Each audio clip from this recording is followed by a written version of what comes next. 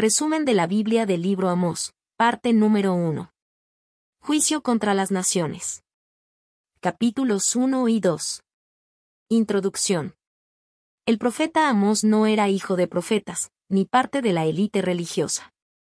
Era un hombre sencillo, un pastor y cultivador de higos en la aldea de Tecoa, al sur de Judá.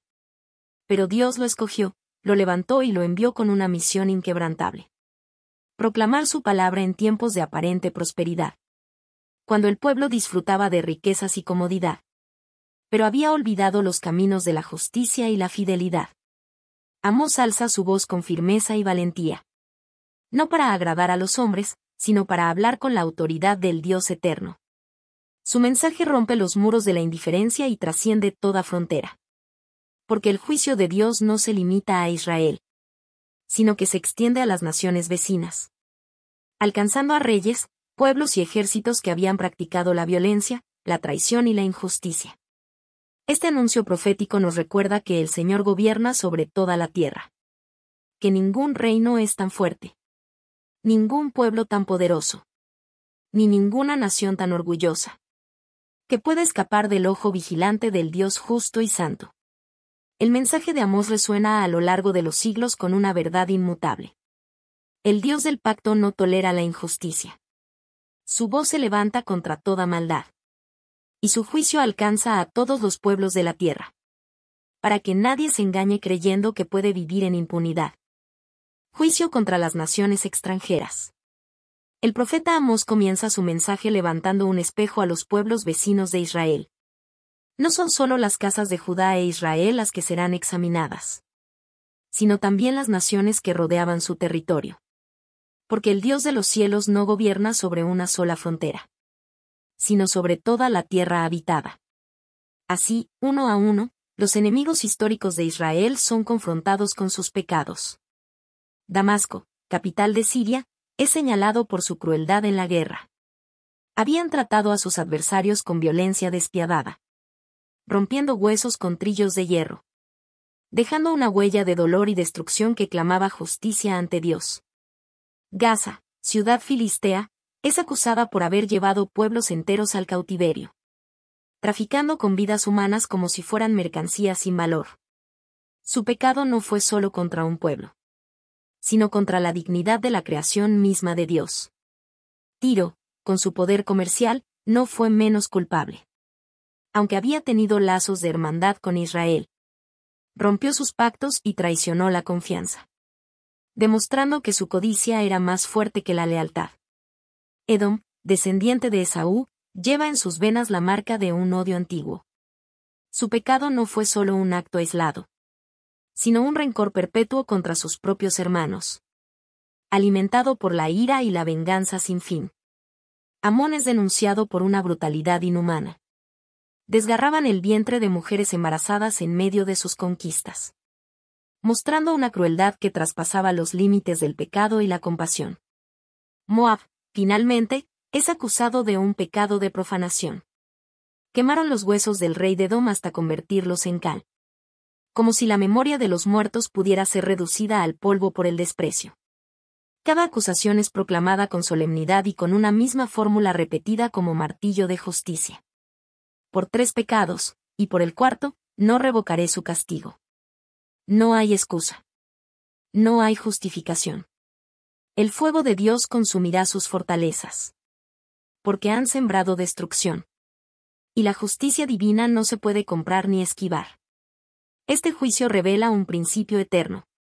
Que el Señor no es un Dios parcial que solo mira a Israel, sino el soberano de todas las naciones.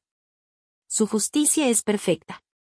Y su mirada alcanza los actos secretos y las maldades públicas de cada pueblo. Juicio contra Judá e Israel. Pero el mensaje de Amós no termina con las naciones extranjeras.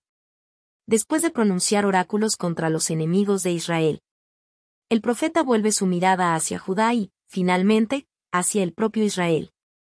El auditorio, que hasta entonces quizá asentía con aprobación al escuchar la condena de sus vecinos, se enfrenta ahora con la verdad más incómoda. El juicio también comienza en la casa de Dios. Juicio contra Judá. Judá es acusado de despreciar la ley del Señor.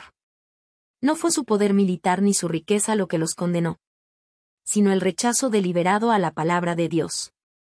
Eligieron caminar tras la idolatría, siguiendo las mentiras de sus padres, rindiendo culto a falsos dioses, y olvidando el pacto santo que los distinguía de todas las naciones de la tierra. El fuego del juicio, dice Amós, consumirá las ciudades fortificadas de Judá. Porque abandonar la verdad revelada por Dios es abandonar la vida misma. Juicio contra Israel. Sin embargo, la denuncia más fuerte recae sobre Israel, el reino del norte. A pesar de haber recibido las bendiciones del Señor, se habían convertido en un pueblo marcado por la corrupción y la injusticia. Venden al justo por dinero, la vida humana perdió su valor ante la avaricia. Oprimen a los pobres, los necesitados eran explotados y reducidos a nada. Practican la corrupción en los tribunales, la justicia, que debía reflejar la santidad de Dios, fue pervertida en favor de los poderosos. Profanan el nombre de Dios, con sus actos de injusticia arrastraban el honor del Señor, mostrando un culto hipócrita en el templo, mientras sus obras desmentían su fe. La acusación es devastadora. El pueblo que más los había recibido es el que más profundamente había caído en tinieblas. Un principio inmutable. El juicio de Amós deja en claro que Dios no hace distinción. Ni los extranjeros, ni siquiera el pueblo escogido, pueden escapar de la justicia divina. Si las naciones son juzgadas por su violencia y traición, Israel y Judá son aún más responsables. Porque conocieron la ley, recibieron las promesas, y aún así se apartaron del camino del Señor. La advertencia es solemne. El privilegio no exime de la responsabilidad.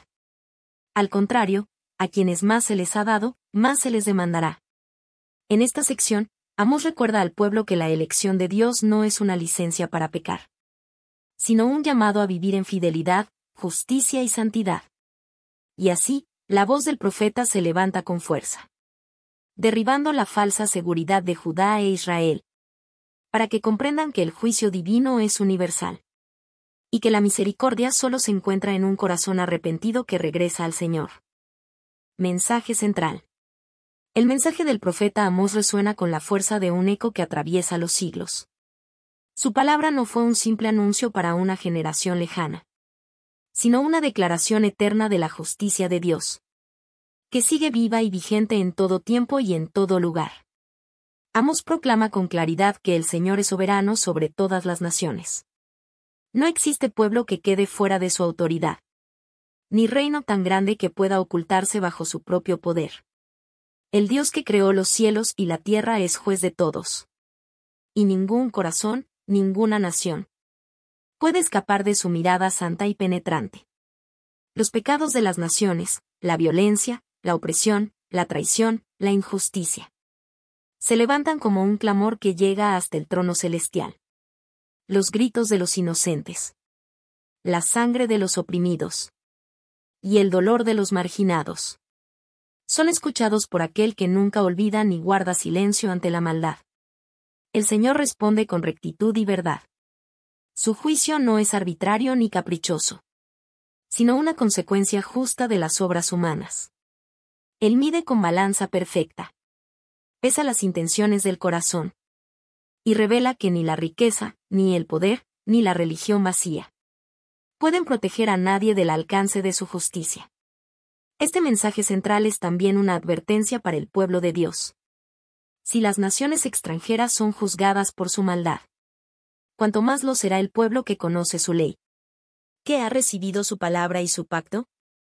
Pero en medio de la severidad, la voz de Amós nos recuerda un llamado profundo. Buscar al Señor mientras puede ser hallado.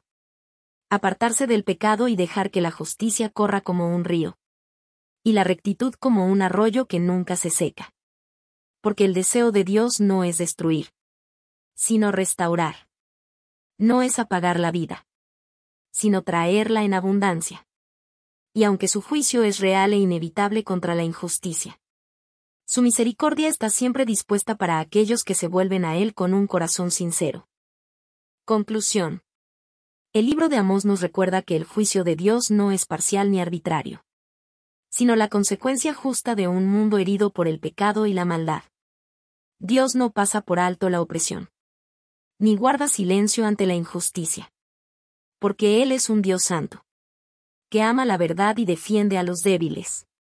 Pero en medio de la severidad del mensaje, surge una invitación a la esperanza y a la reflexión.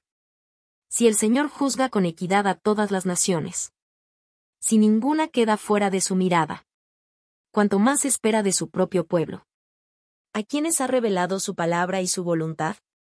Este mensaje es una llamada urgente al arrepentimiento, a volver al camino de la rectitud, a derribar los altares de la injusticia, y dejar que la justicia corra como un río inagotable. Dios no busca simplemente condenar, sino transformar. No desea la destrucción de los pueblos, sino su restauración. Su corazón anhela que las naciones se vuelvan a Él, que los hombres y mujeres se encuentren en su presencia.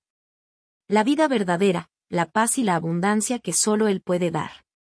Así, el mensaje de Amós sigue vivo hoy, recordándonos que la fe no se demuestra con ritos vacíos, sino con actos de compasión, con manos limpias de opresión, y corazones rendidos a la voluntad del Dios eterno.